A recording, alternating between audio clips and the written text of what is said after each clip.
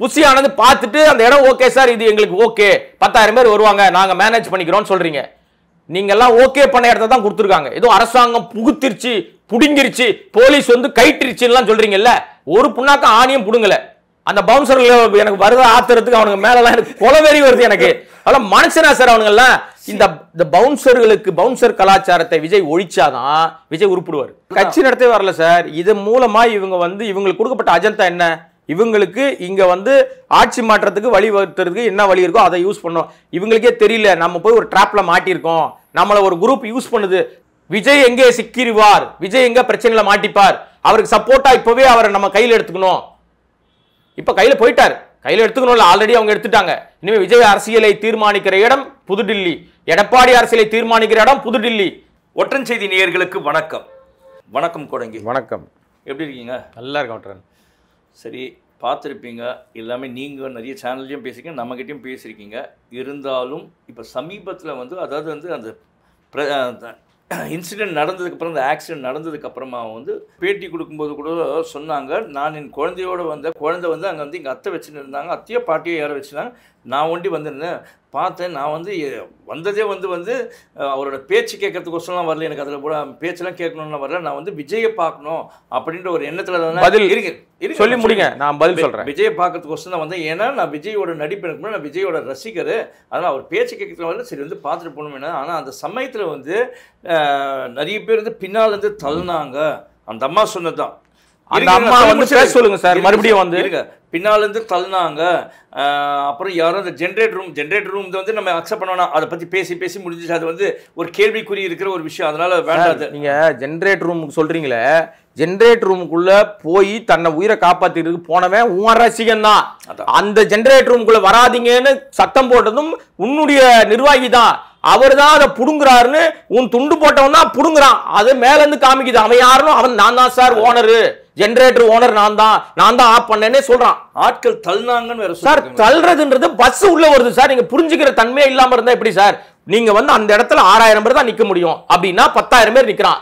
ஒரு பெரிய யம வாகனம் ஒண்ணு கொண்டாடுறீங்க நீங்க. எவ்வளவு பெரிய நீளமான பஸ். 10,000 பேர் தான் இருந்தாங்களா அந்த கிரவுட்ல? சார் அந்த கிரவுட் 10,000 பேர் இவங்க சொல்லிட்டு 25,000க்கு மேல இருந்தாங்க கிரவுட் சுத்தி. நான் சொல்றேன், குறிப்பிட்ட இடத்துல நிக்க முடியும்னா இவ்வளவு 2 ரோடு சார். அது இதை இவங்க சொல்றாங்களே ஏதோ முட்டு சந்தில குத்துட்டாங்க, சிங்கிள் ரோடு. சின்ன இவங்க கேட்ட இடத்தை விட பெரிய ரோடு தான் அது. கரூர் நான் போயிருக்கேன், எனக்கு தெரியும். அந்த ரோடு இதற்கு முன் டபுள் ரோடு. அது 4 வாகனம் ஒன்னா போலாம், அவ்வளவு பெரிய ரோடு அது. இல்லைன்னா இவ்வளவு கூட்டம் நிக்க முடியாது. இதுக்கு முழுக்க இவர் வந்து சின்ன வண்டி ஒன்று வச்சிருக்காரு, வெள்ளை கலர் வண்டி. இந்த வண்டி வைத்திருந்தால் இந்த இழப்புகள் வந்திருக்காது என்னுடைய கருத்து. இன்னொன்னு, சொன்ன நேரத்துக்கு வந்திருந்தால் இந்த இழப்புகள் நடந்திருக்காது. ஏன்னா கிட்டத்தட்ட மோர் தென் 5 ஹவர்ஸ்ல இருந்து 7 ஹவர்ஸ் வரைக்கும் ஒருத்தன் ஒரே இடத்துல நிக்கிறான். இயற்கை பாதைக்கு போக முடியாது, சிறுநீர் கழிக்க கூட போக முடியல பெண்களால, குழந்தைகளால எதுவுமே குடிக்க முடியல, தண்ணி இல்ல. கிட்டத்தட்ட ஒரு 4000-5000 செருப்புகள் அங்க கடந்திருக்கு. ஒரு வாட்டர் பாட்டில் கூட இல்ல. இதுக்கு என்ன பதில் சொல்ல போறீங்க? பதில் சொல்லுங்க. வாய்ப்பு இல்ல. ஏன்னா நான் சொல்லல சார். அங்கிருந்து இந்த சம்பவத்துக்கு பிறகு அங்க இருக்கிற எல்லா நிலைகளையும் எல்லா இடங்களையும் வீடியோல எடுத்து பொது ஊடகங்கள் காமிக்குது. அவங்க சொல்றாங்க சார் இந்த எங்கேயுமே ஒரு வாட்டர் பாட்டில் கூட. அப்ப நீங்க என்ன பண்ணிருக்கணும்? 6 மணி நேரமா காக்க வைக்கிறீங்க, தோ வந்துருவார்னு. அப்ப அது வந்துருவார்னு சொல்லும் போது அவர்களுக்கு அடிப்படை தேவை என்ன இருக்கு? வெயில்ல, கடும் வெயில்ல நிக்கிறான், ஆட்டோமேட்டிக்கா என்ன அவங்களுக்கு நீர் சத்து குறைஞ்சு போயிடும். அப்ப நீங்க அவங்களுக்கு குடிப்பதற்கு தண்ணீர், இவனே ஜூஸ் கொடுத்து அறுசுவை உணவுலாம் போட வேணாம் சார், தண்ணி அரேஞ்ச் பண்ணியிருந்திருக்கலாம். அந்த இடத்தில் என்னென்ன பிரச்சனை இருக்கு? ஒரு மரக்கிளை முறிந்து விழுந்திருக்கு, மரத்து மேல ஏறாதீங்கன்னா இது இந்த தற்கொலை கூட்டம் சொல் பேச்ச அடங்குறது இல்ல. ஒரு கூரையை பிச்சுக்கிட்டு வரான், அந்த வீடியோ பார்த்துருப்பீங்க நீங்க. யாரோ போட்ட கூரை, அவங்க வீட்டுக்கோ கடைக்கோ முன்னாடி போடப்பட்ட அந்த கூரையை பிச்சுக்கிட்டு வரான். போர்க்களம் மாதிரி அந்த இடத்தை அதுக்கப்புறமா நம்ம பார்க்க முடியுது. இங்க மட்டும் இல்ல, இவர்கள் எங்கெல்லாம் கூட்டம் பொது இடங்களில் போடுகிறார்களோ அங்கெல்லாம் பொது சொத்துக்கு பெரிய சிக்கலை உண்டாக்குறாங்க. எனக்கு ஒரு சின்ன ஒரே ஒரு டவுட் என்னன்னா, ஒரு ஜல்லிக்கட்டு நடத்துறாங்கன்னா ஜல்லிக்கட்டுக்கு எவ்வளவு பேர் சார் கிரௌட் வரும் சார்? ஜல்லிக்கட்டு ஒரு கேள்வி ஒன்று கேட்டு சொல்லுங்க. அது எவ்வளவு பேர் வருவாங்க சார் கிரௌட்? ஒரு ஜல்லிக்கட்டு அங்கேயும் 30,000 40,000 50,000 வருவாங்க. ரைட். அந்த 30,000 40,000 க்ரௌடு வருது அந்த இடத்துல வரும்போது அங்க வந்து இந்த மாதிரி வந்து உயிர் சேதம் பெருசா நடக்கிறது இல்ல அங்க இல்ல ஆடு வண்டி தான் குத்தம் அது ரைட்டு. ஆனா ஆளு மரத்துல இருந்து உடைச்சு விழுந்தாலும் இன்னொன்னு சொல்ல முடியாது. நீங்க இங்க நிறைய பேர் வச்ச குற்றச்சாட்டுனா மரத்து மேல ஏறிக்கணும் கூரை மேல ஏறிக்கணும் அப்படின்னு தானே சொல்லி சொன்னீங்க. எந்த கட்சியிலும் நடக்கல சார், இந்த கட்சிக்கு மட்டும் தான் சார் நடக்குது. கட்சி கூட்டங்கள் அந்த மாதிரி இடத்துல நடக்கும்போது வீட்டு மேல எல்லாம் ஏறி நடக்குது. நீங்களும் போயிருப்பீங்க நானும் போயிருப்பேன். இல்ல இல்லங்க நான் சொல்ல வருது நீங்க நடந்துச்சு. இல்ல இந்த ரசிகன் இன்னும் நெறிப்படுத்தாத நிலைமையில இருக்கான்றத முதல்ல புரிஞ்சுக்கணும். இவனுக்கு அறிவு கட்ட ரசிகனா இருக்கான்னு நான் சொல்றேன் திரும்பி. நான் என்ன சொல்றேன்னா அவன் அந்த மனநிலையில இருந்து மாறல சார், தொண்டரா மாறல சார். தொண்டரா இருக்கிறவனுக்கு ஒரு ஒழுங்கு தெரியும். இப்ப நீங்க அதிமுக திமுக எங்க அண்ணன் சீமான் கூட பரப்புரை போடுறாரு, எங்க கூட்டம் போடுறாரு, அங்கேயும் இதை விட பயங்கரமா கூட்டம் நிக்குது, எல்லா இடத்துலயும் நிக்கிறாங்க. அவங்க கூட்டம் முடிஞ்ச பிறகு பாத்தீங்கன்னா டீசென்ட்டா அந்த இடம் வந்து நீட்டா இருக்கு, எங்கேயும் சேர் எவனும் உடைக்கிறது இல்ல சார். உங்களுக்கு தெரிஞ்சது எனக்கு தெரிஞ்சது அவங்களது நெறிப்படுத்தாத ஒரு கூட்டம், அவங்களது ரசிகர்களுக்குள்ள வந்து ஒரு ஆர்கனைசிங்கே கிடையாது அப்படின்னு சொல்றீங்க, ஒரு ஒழுக்கம் இல்லைன்னு சொல்றேன். உங்களுக்கு எனக்கு தெரிஞ்சது அரசுக்கு தெரியாதா இல்ல காவல்துறைக்கு தெரியாதா? ஏன் சரியான பாதுகாப்புன்னு கொடுத்து என்னங்க நீங்க சொல்றத கேட்கலன்னா அவன் என்ன பண்ண தடி அடி பண்ண என்ன பண்ணுவீங்க நீங்க? எங்களை அடக்குமுறை பண்றீங்க, புடுங்குறீங்க, கழட்டுறீங்க, எங்க பிரச்சனை பண்றீங்க. இந்த ஆதவ மாதிரி இந்த கொலைகளுக்கு அவனும் ஒரு காரணம் சார். 50 மீட்டருக்கு முன்னாடியே ஒரு டிஎஸ்பி போய் சொல்றாரு, ஆதாரம் இருக்கு எல்லாமே. அவர் போய் சொல்றாரு சார் அங்க கிரவுட் ஜாஸ்தியா இருக்கு, அங்க போக வேண்டாம், இங்க இருந்தே பேசுங்கன்னா. ஆதவ் என்ன சொல்லியிருக்காரு, இல்ல நாங்க குறிப்பிட்ட இடத்துல தான் பேசுவோம், அங்கதான் எல்லா ஊடகத்தையும் நாங்க செட் பண்ணி வச்சிருக்கோம், அங்கிருந்து பேசினாதான் எல்லாருக்கும் போய் கேட்கும், நாங்க அங்கதான் போய் ஆகும் சொல்லி தான் பஸ்ஸை உள்ள கொண்டு வராங்க. பஸ் உள்ள முன்னேற அந்த வீடியோ பாருங்க, அலை அலையாக வேவ்ஸ் மாதிரி மக்கள் வந்து நெருக்குறாங்க. அப்ப தள்ளாம என்ன பண்ணுவாங்க? அந்த நெரிசல் தான் காரணம். ரைட் சைடுல தள்ளி ஓரத்துல வந்து அது அங்க ஒரு கால்வாய் மாதிரி ஏதோ இருந்திருக்கு, அந்த டிச்சில் விழுந்தவங்க தான் பல பேர் இறந்து போயிருக்காங்க மூச்சு திணறி. நீ கீழே விழுந்துட்டாங்கன்னு சொல்லி அவன் மேல ஏறி வேடிக்கை பார்க்கறான் சார். அவனுக்கு கீழே ஒருத்த மேல நிக்கிறோன்ற உணர்வு கூட இல்லாத தற்குறி ரசிகன். நீங்க சொல்றீங்கல்ல ஒரு அம்மா, நான் வந்து விஜய் பேச்செல்லாம் கேட்க வரல, நான் அவரை வேடிக்கை பார்க்க மட்டும் தான் வந்தேன். இந்த விஜய் அங்க ஊருக்குள்ள வர்றதுக்கு முன்னாடியே ஷட்டரெல்லாம் ஓபன் பண்ணிட்டு அவர் பொது வழியில நின்று மக்களை பார்த்துக்கிட்டு வந்திருந்தாருன்னா இந்த கூட்டம் பாதி வந்திருக்காதாங்க. இந்த அடிப்படை உண்மை கூட புரிஞ்சுக்காம ஏதோ விஜய்க்கு எதிராக பேசுற மாதிரியே ஒரு நரேஷனை கிரியேட் பண்ணிட்டு இருந்தா பண்ணது பூரா தப்பு சார். நீ வெளிப்படையா மக்களுக்கு நீ பார்த்துட்டே வா. நீ தலைவன் தானே ஆக போற, அதான ஆசைப்படுற, முதலமைச்சர் நாற்காலி தானே ஆசைப்படுற, பொது வழியில எல்லாரும் பாக்குற மாதிரி வா. ஏன் சட்டை மூடிக்கிட்டு உள்ள உட்காந்துட்டு வர? ஏன் சார் முட்டாள்தனமான வேலை? எவன் சொல்லுது அந்த ஐடியாவை? நீ தலைவனா இருந்தா நீ வெளியில வா, எல்லாருக்கும் வெளிப்படையா எல்லாரும் பார்க்கட்டும். உன்ன உள்ள போய் உட்காந்துட்டு இருக்கிற கூட்டத்தை தான் கூடவே கூட்டு வராரு சார். இந்த பிரச்சனையே ஆரம்ப புள்ளி அங்கதான். ஏற்கனவே இங்க இவ்வளவு பேர் இருக்கிறான், அப்ப அந்த கூட்டம் வேற அங்க வருது. ரெண்டும் சேர்ந்து நெருக்கடி தள்ளும் போது நீங்க 10,000 பேர் தானே பர்மிஷன் கேட்டீங்க. இன்னொரு பிரச்சனை, முக்கியமான பிரச்சனை குறிப்பிடணும், யாரும் அது பேசினவாறு எனக்கு தெரியல. ஆக்சுவலா நீங்க கரூரில் திட்டமிட்டு பேசுனீங்கல்ல, அந்த நாளில் உங்களுடைய ப்ரோக்ராம் சாட்ல எந்த ஊர்ல பேசுறதா இருந்தீங்க? எந்த ஊர்ல பேசுறதா இருந்தீங்க? நார்த் மெட்ராஸ்ல பேசுறதா நீங்க உங்க திட்டம், பயண திட்டம். ஏன் கரூருக்கு மாத்தினீங்க? ஈகோ. அதாவது என்னன்னா, உன்னை விட நான் கூட்டம் காட்டுறேன் பாரு, நீ காமிச்சியா, உன்னை விட பெருசா காட்டுறேன் பாரு. யார் மேல ஈகோ தெரியுமா? கரூர் செந்தில் பாலாஜி மேலையும் கரூர்ல நடந்த முப்பெரும் விழா மேலையும். திமுக நடத்தின முப்பெரும் விழா, அங்க ஒரு கூட்டம், ஆர்கனைஸ்ட் கூட்டம், நாங்க காமிச்சோம் பாரு. இதே மாதிரி கூட்டத்துக்கு முன்னாடி ஒரு வெள்ளை யானை மாதிரி வருதுன்னு வீடியோ போட்டாங்கல்ல, முதலமைச்சர் நடந்து வர மாதிரி அவர் வேன்குள்ள உட்கார்ந்து இருக்க மாதிரிலாம் காமிச்சாங்கல்ல. அதையும் இந்த தற்குறி கூட்டத்தினுடைய கூட்டத்தையும் ரெண்டையும் கம்பேர் பண்ணி பல வீடியோக்கள் வைரல் ஆச்சு. இதுதான் ஈகோ தட்டி விட்டுருக்கு. வட சென்னை கூட்டத்தை கேன்சல் பண்ணிட்டு கரூருக்கு மாத்திர இடத்தை. அந்த நாளில் உன் பயண திட்டத்தின்படி நீ வட சென்னையில நார்த் மெட்ராஸ்ல பேசுறதா தான் திட்டம். ஏன் மாத்திர இல்ல, நீ தான் பர்மிஷன் கேட்கற, இந்த இடம் வேணும் அந்த இடம் வேணும். அப்ப அவங்க நீங்க கேட்ட இடத்த, சார் இந்த இடத்துல இவ்வளவுதான் நிக்க முடியும், இது கொடுக்க முடியாதுன்னு புசி ஆனந்த் கிட்ட கூப்பிட்டு சொல்றாங்க. புசி ஆனந்த் பார்த்துட்டு அந்த இடம் ஓகே சார், இது எங்களுக்கு ஓகே, 10,000 பேர் வருவாங்க, நாங்க மேனேஜ் பண்ணிக்கிறோம் சொல்றீங்க. நீங்க எல்லாம் ஓகே பண்ண இடத்த தான் கொடுத்துருக்காங்க. ஏதோ அரசாங்கம் புகுத்திருச்சு, புடுங்கிருச்சு, போலீஸ் வந்து கைட்டிருச்சுன்னு சொல்றீங்கல்ல, ஒரு புண்ணாக்க ஆணியம் புடுங்கல. நீ கேட்ட இடம் கொடுத்துருக்கீங்க. மற்ற கட்சிகள்ல ஏன் இந்த பிரச்சனை நெரிசல் வரமாட்டேங்குதுன்னா, இன்னொன்று உண்மையை சொல்றேன், அரசியல்வாதிகளுக்கே தெரியும், நீங்க பத்திரிகையாளர் உங்களுக்கும் தெரியும், மக்களுக்கு புரியுற மாதிரி சொல்றேன். எல்லா கட்சிகளிலும் தொண்டர் படைன்னு ஒன்று வச்சிருப்பான், தொண்டர் அணின்னு வச்சிருப்பான். அவங்க என்ன பண்ணுவாங்கன்னா, இந்த மாதிரி பரப்புரை போகும்போது, சீமான் உட்பட சொல்றேன், எங்க அண்ணன் சீமான் மீது மாற்று கருத்து எனக்கு 1000 இருக்கும். ஆனா இந்த மாதிரி இடங்களுக்கு போகும்போது அவர் தொண்டர் படைய மற்ற எல்லா கட்சிகளும் அணிவகுத்து சரி செட் பண்ணி, எங்க அந்த முக்கியமான தலைவர்கள் வந்து நிக்கணுமோ அந்த இடத்தை சுத்தி அவங்க பேரிகார்டா மனித சங்கிலியா நின்றுவாங்க, பேரிகார்ட் போட்டுருவாங்க. காவல்துறை இங்க இருக்காது சார். ம். கட்சிக்காரன் தான் நிப்பான். அதிமுக திமுக எல்லா கட்சியிலும் இந்த மாதிரி பரப்புரை போகும்போது கட்சி தொண்டர் தான் முதல்ல. போலீஸை உள்ள சேர்க்க மாட்டாங்க சார், அங்கே இல்லைங்க நாங்க பாத்துக்கிறோம் சார், இங்க வரமாட்டாங்க. எல்லா கட்சியிலும் அதான் நடக்கும். காவல்துறை எல்லாம் பிரச்சனை இல்லை. நீங்க சொன்னது கரெக்ட் தான். ஏன்னா அவங்களாம் செலவு பண்ண மாட்டாங்க, அதனால கட்சியில் இருக்கவங்க சொல்றாங்க. எங்க விஜய் எப்படி தெரியுமாங்க, தாவேகா விஜய் பவுன்சர்களுக்கு சம்பளம் கொடுத்து வச்சிருக்காரு சார். அந்த பவுன்சர்கள் எனக்கு வருத ஆத்துறதுக்கு அவனுக்கு மேலலாம் எனக்கு கொலவெறி வருது எனக்கு. அதெல்லாம் மனுஷனா சார் அவனுங்க எல்லாம்? இந்த பவுன்சர்களுக்கு பவுன்சர் கலாச்சாரத்தை விஜய் ஒழிச்சாதான் விஜய் உருப்பிடுவார். ஒத்துக்கிறீங்களா? பாக்குறேங்க பவுன்சருங்க, பத்திரிகாரன் யாரு, தொண்டை யாரு, இல்ல ரசிகர் நீங்க அங்க வந்து எல்லாரும் இழுத்து போடுறான். அது விஜயம் வேடிக்கை பாக்குறேன். எத்தனை வீடியோ இதெல்லாம் கழுவி ஊத்துறாங்க. அப்ப கூட அவருக்கு தெரியல. அதுதான் சொல்ல வரேன். பவுன்சருங்களுக்கு அதாவது தொண்டர் படை வச்சிருக்கவனுக்கு தெரியும் யார் பத்திரிகாரன். பவுன்சர் வந்து 2000 ரூபாய் 3000 ரூபாய் சம்பளம் கொடுத்தா அதுக்கு வந்து வேலை செய்யிட்டு போறவன். அவனை நீ சுத்தி நிக்க வச்சா பத்திரிகாரன் வரான் அன்னைக்கு சார். பத்திரிகாரன் இங்க பனையூர்ல ஏதோ ஒரு கூட்டம் இருந்துச்சு. பவுன்சருங்க வந்து இருக்க பத்திரிகாரன் தள்ளி விடுறான், திருத்தி விடுறானா. அதான் நெறிப்படுத்தாத ரசிகர்கள் பவுன்சர் கல்ச்சரை ஒழிக்கணும். இன்னொரு விஷயம் நான் சொன்னல, இந்த தொண்டர் படைன்றது இவங்க அடிப்படையில் ஒரு கட்சியை உருவாக்கி கட்டமைப்பு பண்றோம், 2 வருஷமா கட்சியை நடத்திக்கிட்டு இருக்கிறதா சொல்றாரு இல்லையா?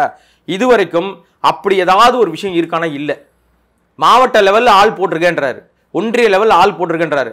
கரூர்ல ஒரு சம்பவம் இந்த மாதிரி நான் பரப்புரை பண்ண வரேன்னா உன்னுடைய வேன்ல எந்த ஊர்ல பண்ணாலும் எல்லா கட்சி, இப்போ எடப்பாடி எடுத்துங்க, அதிமுக எதிர்கட்சி தலைவராக இருக்கிற எடப்பாடி எடுத்துங்க, முதலமைச்சராக இருக்கிற ஸ்டாலின் எடுத்துங்க, சீமானையும் எடுத்துங்க, யார் போனாலும் அவங்க ஒரு ஊருக்கு போறாங்கன்னா அந்த ஊரினுடைய மாவட்ட நிர்வாகத்தை சேர்ந்த தலைவரை, யார் மாவட்ட செயலாளர், அவனை பக்கத்தில் நிப்பாட்டிப்பாங்க.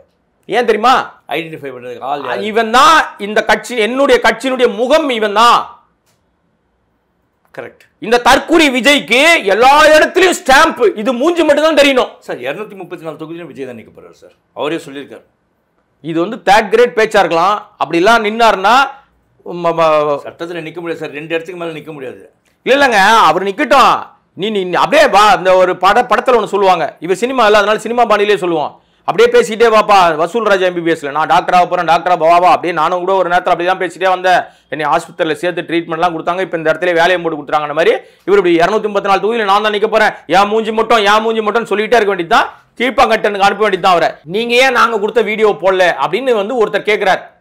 அதுக்கு அந்த பக்கத்தில் இருக்கவர் சொல்றாரு, சார் நீங்க கொடுத்த வீடியோலாம் போட்டா போலீஸ்லாம் அரெஸ்ட் பண்றோன்னு எல்லாரும் பயமுறுத்துறாங்க, நீங்க வந்து தப்பா வதந்தி மாதிரி ஏதோ சொல்றீங்கன்னு சொல்றாங்க, அதனால நான் போட்ட வீடியோ டெலீட் பண்ணிட்டேன்னு சொல்றதா ஆடியோ. நான் அந்த ஆடியோ கேட்டேன், அதோட நம்பகத்தன்மை எனக்கு தெரியலங்க, இருந்தாலும் நான் பதிவு பண்றத.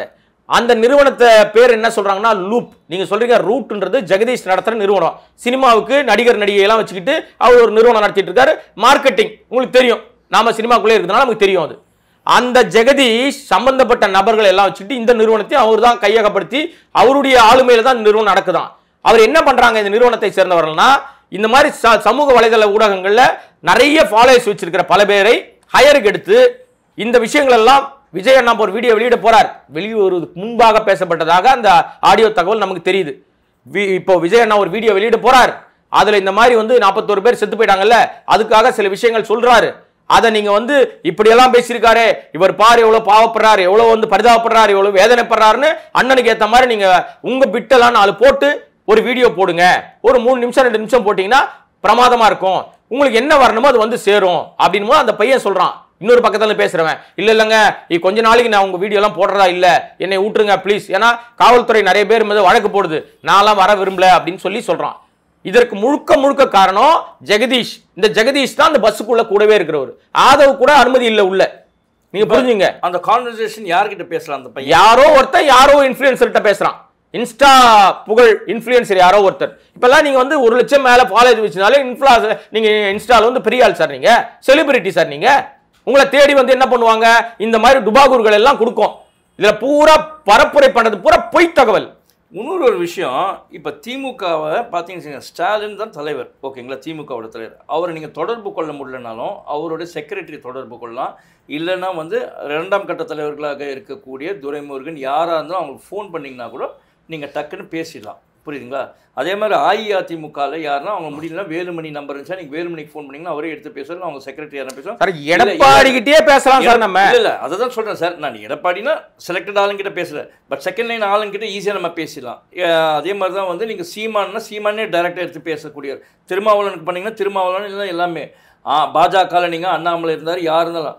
ஆனால் தாவேக்கால விஜய் தொடர்பு கொள்ள முடியாது, சினிமாக்காரனே தொடர்பு கொள்வது கஷ்டம். அவனோட அசிஸ்டண்ட்டுன்னு சொல்லக்கூடிய ஆட்கள் யாருன்னா ஃபோன் பண்ணி கேட்டிங்கன்னா கூட, புஷி ஆனந்துக்கு பண்ணிங்கன்னா அவர் எடுக்க மாட்டார் சார், 2ஆம் கட்ட தலைவருமாங்க, அவர் எடுக்க மாட்டார். மெசேஜ் போட்டிங்கன்னா பதில் யாரு நான் சொல்லட்டுமா? இருங்க, ஜெகதீஷ்க்கு ஃபோன் பண்ணிங்கன்னா எடுக்க மாட்டார்.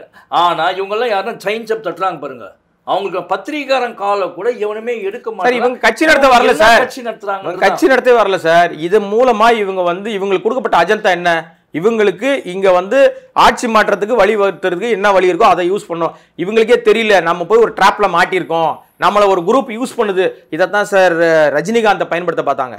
ரஜினிகாந்த் ரொம்ப தெளிவா, ஆஹா நாம வந்து இதுல போய் மாட்டினோம்னா நம்முடைய தொண்டர்கள் நம்முடைய ரசிகர்களை பலி கொடுத்துருவாங்க. ரொம்ப அந்த வார்த்தை இப்போ வந்து ட்ரெண்ட் ஆயிட்டு இருக்கு பாத்தீங்களா? சூப்பர் ஸ்டார் ரஜினிகாந்த் தான் அரசியலுக்கு வரப்போறான்னு சொல்லிட்டு அப்புறம் வரலன்னு சொல்லும் போது ஒரு வார்த்தையை, ஒரு கடிதத்தை சொல்லியிருந்தார், ஒரு அறிக்கை ஒன்று வெளியிட்டு இருந்தார். அதுல என்ன சொல்லியிருந்தார் தெரியுமா? இந்த மாதிரி சூழ்நிலை, பேண்டமிக் சூழ்நிலையில நான் வெளியில வந்தேன்னா என்னை பார்ப்பதற்காக என் ரசிகன் எல்லாம் வருவான். அப்ப இந்த கூட்டம் அதிகமா கூடும் போது அவனுக்கு ஏதாவது ஒரு பாதிப்பு ஏற்பட்டால் அந்த இழப்பை என்னால தாங்க முடியாதுன்னு சொன்னாதான் தலைவன். அதனாலதான் ரஜினிகாந்த் அரசியலுக்கு நான் வரல, சூழல் சரியில்லை, என் உடல்நிலை காரணமா நான் வரலன்னு அழகா ஒதுங்கிட்டாலும் அதுல ஒரு உள்ளான அரசியல் இருக்கு. என்ன தெரியுமா? ரஜினிகாந்த் தன்னை வேறு ஒருத்தர் பயன்படுத்துவதற்கு நாம் அனுமதிக்க கூடாது. நான் என் ரசிகனை நான் தான் புரிய வைக்கணும், அவனை தொண்டனா நான் தான் மாத்தணும். இப்ப இருக்கிற சூழ்நிலையில செய்ய முடியாதுன்னு தெரிஞ்சவன ரஜினிகாந்த் ரொம்ப அழகாக கிளவராக, அதனாலதான் சார் அவர் சூப்பர் ஸ்டார். அதனாலதான் இன்னைக்கு வரைக்கும் சூப்பர் ஸ்டாரா இருக்கார், மக்களால் மதிக்கப்படுறாரு. அவர் சொன்னார், என்னால் என் தொண்டன் பலியாவதையோ என்னால் என் தொண்டன் பாதிப்படைவதை நான் விரும்பலனாரு. நீ என்ன பண்ற? விக்கிரவாண்டியில வந்து ரோட் ஆக்சிடென்ட்ல ஊர் ரசிகன் தான், உன்னை மீட்டிங் வந்தவன் தான், மாவட்ட நிர்வாகத்தில் பொறுப்புல இருந்தவன், ஜீப் ஆக்சிடென்ட் ஆகி செத்தான், ஞாபகம் இருக்கா? கார் மோதி, ஒரு இரங்கல் கூட தெரிவிக்கல சார். எல்லா கூட்டத்திலும், எல்லா அரசியல் கட்சி கூட்டத்திலையும் மாதிரி ஏதாவது ஒரு மரணங்கள் நடந்துருச்சுன்னா அந்த கூட்டம் தொடங்கும் போது இப்படி நடந்துருச்சு, அதற்காக ஆழ்ந்த இரங்கல்னு தெரிவிப்பாங்க. மனசாட்சி இருக்கிற மனிதனார்களா செய்யலாம், நீ மனுஷனே இல்லையே, சூப்பர் பவர் ஹீரோ நினைச்சிட்டு இருக்கிற நீ. கண்ணாடி ரூமுக்குள்ள உட்காந்துக்கிட்டு எதை ஒன்னா பேசிடலாம். அந்த வீடியோ வெளியிடும் போது, அந்த வீடியோ நீங்க பாத்தீங்கல்ல, எவ்வளவு மேக்கப். அந்த நீ பேசின பஸ் மேல ஏறி நின்று பேசின அந்த முகத்துக்கும் இந்த முகத்துக்கும் எவ்வளவு டிஃபரன்ஸ். எனக்கு தெரிஞ்ச அது வீடியோ ஏஐ வீடியோ போல இருக்கு, எனக்கு ஒரிஜினலான தெரியல. இதுக்கு எல்லாம் காரணம் யாருன்னா அவர் பின்னாடி இருந்து இயக்குற ஒரே நபர் அது ஜெகதீஷ் மட்டும்தான். ஆதவ் கூட இது தெரியாது. ஆதவ் கூட அவ்வளவு இந்த வீடியோவை வெளியிட்டது, இந்த வீடியோவை உருவாக்கியது, இந்த வீடியோவை ஷூட் பண்ணது, இதை வந்து இன்ஃப்ளூயன்சர் மூலமா வெளியில பரப்பி விட்டது, அனைத்தும் செஞ்சது ஜெகதீஷ். ஆனா இன்னும் ஒண்ணு அந்த இடத்துல ஒண்ணு, இவர் வந்து சினிமாக்காரனா இருக்கிற ஜெகதீஷும் சினிமாக்காரன், விஜயும் சினிமாக்காரன். ஒரு வீடியோ வெளியிடுறது கூட தெரியல, அதுல ஆடியோ சரியா இல்லை. கமல்ஹாசன் கிட்ட போய் கத்துக்கணும். இல்ல நீங்க அங்க புரிஞ்சுக்கிறது என்னன்னா, அதாவது அவர் வந்து பதட்டத்தோட அந்த வீடியோ வெளியிட்டு இருக்கான். ஏங்க இதெல்லாம் டிராமாங்க, நீ அவங்களுக்கு இல்லாத எக்யூப்மெண்ட்ஸா எல்லாமே இருக்கு. இது ஒரு டிராமா, யாரோ சொல்லி கொடுத்துருக்காங்க. நீங்க ரொம்ப ப்ராப்பராலாம் பண்ணாதீங்க, அமைச்சூர் தனமா செய்யுங்க, அப்பதான் உங்க மீது சிம்பத்தி கிரியேட் ஆகும். எது 41 பேரை கொலை பண்ணிட்டு எனக்கு அதுக்கு சம்பந்தம் இல்ல, நான் பேசுறத தவிர வேற எந்த தவறும் செய்யல சொல்றாரு சார். தார்மீக அடிப்படையில் பொறுப்பேற்றுக்க மாட்டாரு. அதுதான் இவன் வக்கீல் சொல்றாரு. இவருடைய வக்கீல் ஒருத்தன் சொல்றான், என்ன சொல்றான்? அந்த மக்கள் எல்லாம் அங்க வந்து செத்தாங்களான்னு சந்தேகம் இருக்குன்னு. அந்த அபிடவிட்டை போட சொன்னது ஆதவ். எப்படி இருக்கு பாருங்க. நீங்க இந்த ரூட், இந்த விஷயம் தான் இன்னைக்கு வந்து மக்கள் மத்தியில் பெரும் கொந்தளிப்பு ஏற்பட்டிருக்கு. என்னன்னா, செத்தவனே ஆள் இல்லைன்னு சொல்றான். செத்த ரசிகனே என்னை பார்க்க வந்தவன் இல்லைன்னு சொன்னா நீ என்ன மனசாட்சி உள்ள மனுஷன்? உனக்கு மனசாட்சி இருக்கா? 2 நாள் என்னத்துக்கு ஓய்வு எடுத்த? ஏன் என்ன சட்ட வல்லுநர்களை பார்க்கறதுக்கு போறாரு, ஒரு வீட்டுல இருந்து இன்னொரு வீட்டு கிளம்பி போறாரு சட்ட வல்லுநர் பார்க்கறதுக்கு. செத்து போனவனை பார்க்க வர முடியல சார். சம்பவம் நடந்த பிறகு உனக்கான பாதுகாப்பை உறுதிப்படுத்த முடியலன்னா ஒன்றிய அரசாங்கம் உங்க கையில தானே இருக்கு. இவங்க கொடுக்க மாட்டாங்க சார் பாதுகாப்பு, இவங்க மேல எனக்கு நம்பிக்கை இல்லை, அங்க வா நீங்க எனக்கு பாதுகாப்பு கொடுங்க கேட்டு இருந்தா ஒன்றிய அரசாங்கம் கொடுக்காதா? கொடுத்துருக்க மாட்டாங்களா? அரசாங்கத்துக்கு வந்து பதில் சொல்லிருக்க மாட்டாங்களா? தமிழக அரசாங்கத்துக்கு உத்தரவிட உனக்கு முடியும் இல்ல, ஏன் செய்யல? கேள்வி நம்பர் 1. 2 சொல்றேன், தெரிஞ்சாதானே செய்யறதுக்கு. தெரிஞ்சவங்கள கூட வச்சுக்கோ. தற்கொலையா கூட வச்சிருக்கிய, உன்னை சுத்தி ராஜ்மோகன் எங்க ஓடி போயிட்டாருன்னு தெரியல. ஆதவர்ஜுனா எங்க இருக்காரு? நீங்க ஏதோ சொல்றீங்க டெல்லிக்கு போயிருக்காரு. டெல்லிக்கு விளையாட்டுக்கு போனாரா? சொல்ல இல்ல அதுதான் சவுந்தரராஜன் சொல்லியிருக்காங்க ஒரு பிரஸ் மீட்ல. அவங்க தாங்க சப்போர்ட்டுக்கு வருவாங்க. அவங்க தான். ஏன்னா அவங்களுக்கு இப்ப என்னன்னா, இனிமேல் விஜயனுடைய அரசியல் நகர்வுகளை தீர்மானிக்கிற இடம் எது தெரியுமா? டெல்லி. எப்படி எடப்பாடி அவர்களுக்கு நம்ம சொல்றோமோ, டெல்லினா பிஜேபியா காங்கிரஸா கம்யூனிஸ்டா? நேரடியா நான் வந்து மறைமுகமா பேச விரும்பல. அமித்ஷா முடிவெடுத்தால் தான் அவர் என்ன செய்யறாரோ சொல்றாரோ அதைத்தான் இனிமேல் செய்வார். அழகா ஆதவ் கொண்டு போய் டிராப் பண்ணி கூட்டு போய் அங்க உட்கார வச்சிட்டாரு. இது ஆதவுடைய திட்டமிட்ட சதின்னு நான் குற்றம் சாட்டுறேன். இத பத்தி ஒரு அடுத்த எபிசோடே ஒன்னு போடணும் போல இது. ஆமா, திட்டமிட்ட குற்றச்சாட்டு. ஆமா சார், நம்ம பேசுவோம். ஏன்னா நீங்க தெளிவா புரிஞ்சுங்க. திருமாவளவன் மூலமாக ஒரு பிரச்சனையை உருவாக்கி திருமாவளவன் அங்க இருந்து பிச்சுக்கிட்டு வர்றதுக்கு ஒரு ஊடகத்தை கையில் எடுத்துக்கிட்டாங்க. ஆனந்த விகடன் ஒரு ஊடகத்தை கையில் எடுத்து அங்க ஒரு மீட்டிங் போட்டு அந்த இடத்துல உட்கார வச்சு திருமாவளவனையும் விஜயும் ஒரே மேடையில் உட்கார வச்சு அங்க பிரச்சனையை கிளப்பி இங்க இருந்து ஒரு விஷயத்தை பண்ணலாம்னு முடிவெடுத்தாங்க. திருமாவளவன் ரொம்ப கிளவரா முடிவெடுத்துட்டு இது வந்து சரியா வரல, தவறாக தெரிகிறது, ஒதுங்கிட்டாரு. ஆதவ தூக்கி வெளியே போட்டாரு. ஆதவ் திரும்பி இங்க வந்து அடைக்கலம் ஆயிட்டு இப்ப அழகா விஜய கூட்டு போய் நேரா கூட்டு போய் அங்க உட்கார வச்சிட்டாரு. குடுமி விஜயனுடைய குடுமி இப்ப எங்க இருக்குன்னா அமித்ஷா கையில இருக்கு. அமித்ஷா தான் முடிவு பண்ணுவார். ஏன் சொல்றேன்? சிபிஐ என்கொயரி கேட்கறாங்க இந்த விபத்துக்கு, இந்த நிகழ்வுக்கு, அந்த பலியான விஷயத்துக்கு சிபிஐ என்கொயரி கேட்கறாங்க. இதே ஆதவ் தான் சிபிஐ என்கொயரி பத்தி என்ன பேசினார் தெரியுமா? சிபிஐ என்கொயரிட்ட கொடுத்து காலதாமதம் படுத்த பாக்குறீங்களா? நீதி வந்து உடனடியாக கிடைக்க விரும்பலையா? 5 வருஷம் இழுக்க பிளான் போடுறீங்களா? எந்த சம்பவத்துக்கு தெரியுமா? அந்த போலீஸ்காரன் அடிச்சு சாவடிச்சாங்கல்ல, அஜித் குமார் மரணம். அந்த மரணம் சம்பவத்தின் போது பேசிய இதே ஆதவ் வாய் தான், இதே ஆதவ் தான் காசு கொடுத்து அபிடவிட் தாக்கல் பண்றாரு. இதே ஆதவ் தான் சொல்றாரு இந்த சம்பவத்துக்கு சிபிஐ விசாரணை வேணும்னு. சிபிஐ யார் கையில இருக்குன்னு சொன்னாரு? பாஜக கையிலயும் ஆர்எஸ்எஸ் கையிலயும் சிபிஐ இருக்குன்னு சொன்னது யாரு? ஆதவ் தான் சொன்னாரு. விஜயும் சொன்னாரு. இப்ப சிபிஐ என்கொயரி கேக்குறீங்களே, என்னடா பித்தலாட்டம் இது? அதுல தக்காளி சட்னி, இதுல ரத்தம், அவ்வளவுதான் வித்தியாசம். என்ன பித்தலாட்டங்க இது? இந்த பித்தலாட்டத்துக்கு ஒரு முடிவு இல்லையா? அப்ப நீ வந்து இந்த தமிழ்நாட்டினோட அரசியல்வாதியாக பரிணமிக்க கூடிய அந்த தகுதி சுத்தமா உனக்கு இல்ல. 1% கூட இல்ல. எங்க அண்ணன் சீமானே மேல். எங்க அண்ணன் சீமானுக்கு இருக்கிற அறிவும் 1000 விமர்சனம் இருக்கும் எனக்கு. ஆனா அவர் வந்து அந்த ஒரு விஷயத்தை மக்கள் கிட்ட வந்து பிரச்சனை இருக்குப்பா, மக்களே வேணாம்பா எனக்கு, நான் மாட்டை பாத்துக்கிறமான்னு போனாரு, மரத்தை பாத்துக்கிறமான்னு போனாரு. அவன் மனுஷன். சரி, நீங்க எப்பயுமே வந்து சீமானோட கொள்கையில உங்களுக்கு உடன்பாடே கிடையாது. சுத்தமா கிடையாது. ஆனா எங்க அண்ணனை நான் மதிக்கிறேன். இப்ப நீங்க வந்து பேசுவதெல்லாம் சில பொலிட்டிக்கலா பேசும்போது ஊபி அப்படின்னு கமெண்ட் வருது. ஓப்பனா பரவாயில்ல சார், அதனால தப்பு இல்லை சார். நான் 100 ரூபாய் வாங்கினேன் 200 ரூபாய் வாங்கினியான்னு கேட்குறாங்க. நீங்க எவ்வளவு சேர்த்துருக்கீங்கன்னு தெரியல. இப்போ நீங்க சீமானுக்கு வந்து ஆதரவா போறனால சீமான் கிட்ட எதனா பொட்டியோ இல்ல 100 200 300 அந்த மாதிரி எதனா வாங்கிட்டீங்களா? ஆமாங்க, என்ன எனக்கு எவ்வளவு சம்பாதிச்சீங்க சார்? அதாவது கண்டெய்னர்ல வருது சார், எண்ணுவதற்கு க்ளோசிங்ல நான் இந்த கேட்டு முடிக்கிறேன். ஆமா சார், கண்டெய்னர்ல வந்துகிட்டு இருக்கு சார், எண்ணுவதற்கு மிஷின் வச்சிருக்கேன். நான் என்ன சார் அன்புமணியா சார் பூரா வந்து என் வீட்டுல வந்து ரைடு எடுத்து அப்படியே வந்து மிஷின்லாம் வச்சு எடுக்கிறதுக்கு நீங்க சொல்ற மாதிரி தான் கண்டெய்னர்ல வந்துட்டு இருக்கு. ஆனா எந்த இடத்துல வருதுன்னு தெரியல, எனக்கு வந்து ட்ராப் பண்ண தெரியல. அப்ப 100 200லாம் கிடையாது. இல்ல நம்ம ரேஞ்ச் வேற சார். அப்படி அப்ப சீமான் அவன் எங்க அண்ணனுக்காக சப்போர்ட் இறங்குறோம்ல. இப்ப அவர் சைடுல இருந்து எதனா வரும். எங்க அண்ணன் பாப்பார்ல, எங்க அண்ணனுக்கு சப்போர்ட்டா நம்ம களமிறங்குறோம்ல. ஏன்னா எங்க அண்ணன் பாக்குற ஒழுங்கு கூட 1000 விமர்சனம் அவர் மீது இருந்தாலும் இந்த மாதிரி மக்கள் கிட்ட வந்து மக்களை வந்து நெறிப்படுத்தாம அந்த அமர் ரசிகர்களை தொண்டர்களா மாத்திட்டாங்க. அறிவு இருக்கு, இவருதான் அறிவு இல்லாம தான் பேசுவாரு. அவன் தெளிவா இருக்கான். பேச்ச கேட்கறான் சார், நின்னு கேட்கறான். அவன்கிட்ட போய் பேசுனீங்கன்னா அறிவுபூர்வமா பல கேள்விகள் கேட்கிறான். இப்ப நீங்க திராவிட இயக்கம் அப்படின்னா திராவிட இயக்கத்தை எந்த அளவுக்கு டேமேஜ் பண்ண முடியுமோ அவ்வளவு டேமேஜ் பண்ற அளவுக்கு தன்னுடைய அந்த கட்சி அந்த தொண்டர்களை அவர் வந்து என்ன பண்ணி ட்ரெயின் பண்ணி வச்சிருக்காரு. நமக்கு 1000 மாறுபட்ட கருத்து இருக்கும். ஆனா அவன் புரிய வைக்கிறான். அவன் சொல்ல வந்த விஷயம் கட்சியா நடத்துறாரு. அவர் 10 வருஷமா இருக்கு சார், ஆட்சி அதிகாரத்துக்குள்ள வர முடியல, ஒரு கவுன்சிலர் கூட ஜெயிக்க முடியல. ஆனா கூட எங்க அண்ணன் என்ன பண்றாரு, 10 வருஷமா தன்னுடைய அந்த கொள்கையிலிருந்து மாறாம தான் வந்து எலெக்ஷன் நிப்பேன், ஓட்டை பிரிப்பேன், சீட்டை தேய்ப்பேன், அடுத்த எலெக்ஷனுக்கு தாவிடுவேன். இது அவருடைய அதுல கூட கரெக்டா இருக்காருன்னு சொல்ல வரேன். ஆனா நீ அதுல கூட இல்லையே, 2 வருஷமா கட்சி நடத்துற, ஒரு நாள் கூட நீ வெளியில வரல. வெளியில வந்தா ஒண்ணு மயக்கட்சி உடறான் இல்ல சாவறான். கிட்டத்தட்ட 100 பேருக்கு மேல இறந்திருக்கிறதா தகவல் வந்திருக்கு. அதாவது இவருடைய கட்சி ஆரம்பிச்ச நாள்ல இருந்து இன்னைக்கு வரைக்கும் கரூர் சம்பவம் வரைக்கும் 100 பேருக்கு மேலாக இவர் கட்சி ஆரம்பித்ததனால் விபத்துக்களால. இன்னொன்னு சொல்லிடுறேன், க்ளோசிங்ல ஒன்னு சொல்லி முடிப்போம். இந்த பஸ் ஒன்று வருது, ஒரு வீடியோ பார்த்துருப்பீங்க. பஸ் வந்து நாமக்கல்ல இருந்து கரூர் நோக்கி வந்துகிட்டு இருக்கும்போது பஸ் ஒட்டி 2 வீலர்ல பல பேர் வராங்க. ஃப்ரண்ட் வீல்ல மாட்டி உழறான். நல்ல வேலையாக ஃப்ரண்ட் வீல்ல மாட்டல. 15 பேருக்கு மேல அங்க அடிப்பட்டதாக தகவல். அப்ப இதுக்கு யார் காரணம்? இதுக்கும் திமுக காரணமா? அது அந்த தொண்டர்களுக்கும் ரசிகர்களை மாத்த வேண்டிய பொறுப்பு யாருக்கு இருக்கு தெரியுமா? நீ சொல்லணும், பா நீ வந்து இப்படி இருந்தா வராத.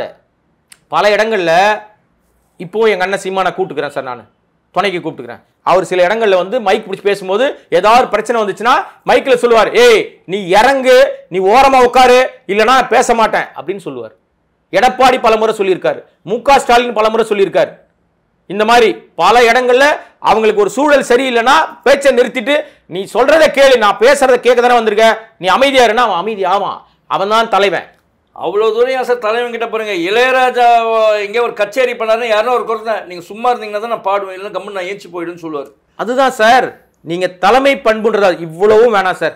ஃபைனல் டச் சொல்றேன். சினிமாக்காரன் தானே விஜய். சினிமாக்காரராக இருக்கிற விஜய் மாதிரியே சினிமாக்காரராக இருக்கிற அஜித் இருக்கார்ல, அஜித் சொன்னா கூட கூட்டம் கை காட்டினா அமைதியா இருக்கும். நான் கடந்த வீடியோல அதை குறிப்பிட்டிருந்தேன். உண்மை. கூட்டம் கட்டுக்கடங்காம வந்தா கூட அவர் வெளியில வந்து அமைதியா இருங்க, பொதுமக்களுக்கு இடைஞ்சல கொடுக்க கூடாது, நான் பத்திரமா போற மாதிரி நீங்க பத்திரமா போங்க, கிளம்புங்க அப்படின்னா கிளம்பிடும் கூட்டம். இவன் தான் தலைவன். விஜய் இதே நேர்கோட்டில் பயணம் பண்றதா நினைச்சுக்கிட்டு நேர்மையா பயணம் பண்ற மாதிரியே ஒரு மாய தோற்றத்தை வச்சுக்கிட்டு சினிமா மாதிரியே எல்லா விஷயத்தையும் பஞ்ச் டயலாக் பேசிக்கிட்டே இருந்தார்னா கடைசி நாள் வரைக்கும் பஞ்ச் டயலாக் பேசிட்டே இருக்க வேண்டியதுதான். எந்த அதிகாரத்துக்குள்ளேயும் வர முடியாது. இன்னைக்கு அவருக்கு சப்போர்ட்டா வரக்கூடிய எல்லாரும் எடுத்து பாருங்க, ஒரே புள்ளியில இருப்பாங்க எல்லாரும். ஒரே புள்ளி எதுனா பாஜக RSS புள்ளி தான், அது வேற எந்த புள்ளியும் கிடையாது. அவருக்கு சப்போர்ட் பண்ற எல்லாரும், நிர்மலா சீதாராமன் வராங்க கிளம்பி, எல் முருகன் வராரு, தமிழிசை பேசுறாங்க, பேச வேண்டிய நயினார் நாயர் பேச மாட்டேங்கிறாரு, ஆனா அண்ணாமலை பேசுறாரு. எல்லாரும் பேசுற ஒரே விஷயம் என்ன? விஜய்க்கு ஆதரவா பேசுறோம். 41 பேர் செத்து போன விஷயத்தை பத்தி யாருக்கும் கவலை இல்லை. விஜய் எங்கே சிக்கிடுவார், விஜய் எங்க பிரச்சனைகளை மாட்டிப்பார், அவருக்கு சப்போர்ட்டா இப்பவே அவரை நம்ம கையில் எடுத்துக்கணும். இப்ப கையில போயிட்டார், கையில எடுத்துக்கணும்ல, ஆல்ரெடி அவங்க எடுத்துட்டாங்க. இனிமே விஜய் அரசியலை தீர்மானிக்கிற இடம் புதுடில்லி, எடப்பாடி அரசியலை தீர்மானிக்கிற இடம் புதுடில்லி. வேற யார் எதிர்கட்சியாக இருப்பாங்க? நிஜமாவே நாளைக்கு என்ன திறமை நடக்கும் சொல்லட்டுமா? திமுக வெர்சஸ் நீங்க சொல்லிக்கலாம் யார வேணாலும், அதிமுகவா டிவிகேவா, ஏன்னா இது தீர்மானிக்கிற இடம் அங்க இல்லைங்க. ஒரு வளர்ந்து வர கட்சின்றதுனால இவங்க வந்து இந்த கூட்டத்தை பார்த்து பாஜக ஓனா அலையன்ஸ் சிக்கத்துக்கு ட்ரை பண்ணணும். பட் விஜய் வந்து கன்ஃபார்ம்டாக வந்து பாஜகவோட அலையன்ஸ் போறாருன்னு நம்ம சொல்ல முடியாது சார்.